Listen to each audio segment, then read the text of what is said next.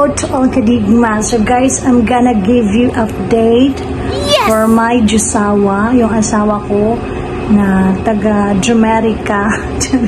Taga Jamaica siya guys. I'm not joking. This is true. And he is coming February. So guys, suspense pa rin. Ano suspense? Ano guys, may ticket na po siya. Kinuhaan ko siya sa booking.com. So, may kamahalan lang ticket guys kasi parating yung holiday. Pero yung flight niya is February. Tama ba? February. Char. February din. Ayan guys, for sure na talaga. Thank God. Excited ba kayo guys? Kasi marami kaming mga trip. Marami kaming magbabiyahe kami. May pupuntahan kami. So, gagawa ko ng mga video kasama na yung asawa ko. Hindi na ako.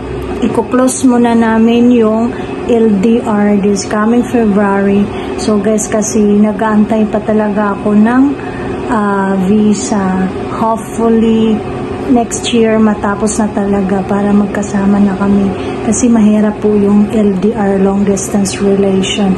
We almost 9 months. So, kung ano guys, until January, so 10 months guys yung LDR namin. So, tatanungin ko kayo guys, if ever kayo yung LDR, kaya niyo ba guys? Para lang sa mga matitibay at malalakas, charis. Kahit yung matitibay nga, iiyak pa nga. So, maraming luha na nauubos guys. Oo, grabe. Ang hirap kaya guys. So, kailangan i-busy ko yung sarili ko para hindi ako ma-stress kasi minsan na-i-stress ako pag titingin ako sa tracking for case namin para sa visa. Wala pa. Hindi pa nag-change status. So, guys, grabe. Pero yung certificate of marriage correction, tapos na talaga guys after half year, after 6 months. So tapos na. Sa last video ko galing akong PSA, so nagantay ako yan before i-approve sa local. Nagantay ako ng 6 months, and then naka-prepare na din yung mga papers. Then yung pumunta ako ng PSA main, and then okay na guys, hawak ko na yung original correction. Okay na siya. So, hindi na ako ka-questionin yun sa US Embassy. So, ayan, excited! Excited ba kayo guys? So, February 1st week, pupunta ako ng Manila. But here, prepare pa ako kasi marami pa akong gagawin. Maglilinis, mag-arrange ng mga gamit, magde-decorate pa ako, mag-grocery. Kasi alam niyo naman, parating yung asawa ko.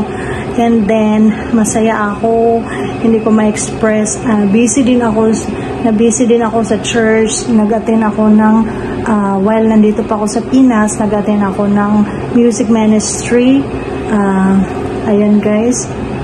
And then after that guys, pupunta akong Manila, maybe before arrival, 2 days before arrival, or 1 day before arrival. Kasi magpatakod muna. Magpa-eyelash extension. Magpa-eyelash extension ako guys sa sa BGC Taguig. Then bibili pa ako ng bulaklak, bigay ko sa kanya for arrival.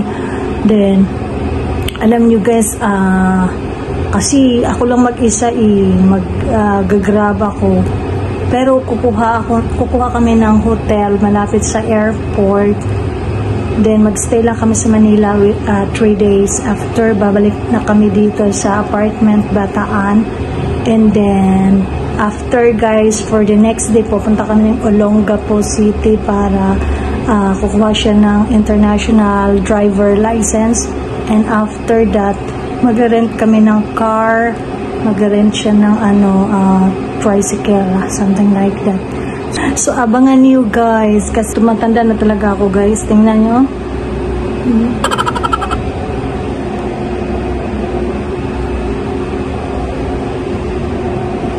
Di ba may picture?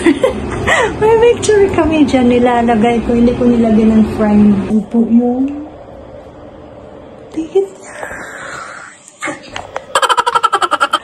Yan po yung ticket niya. Yung price na ticket. Mahal guys. Grabe. Ito guys yung price. Kayo na mag-convert sa piso.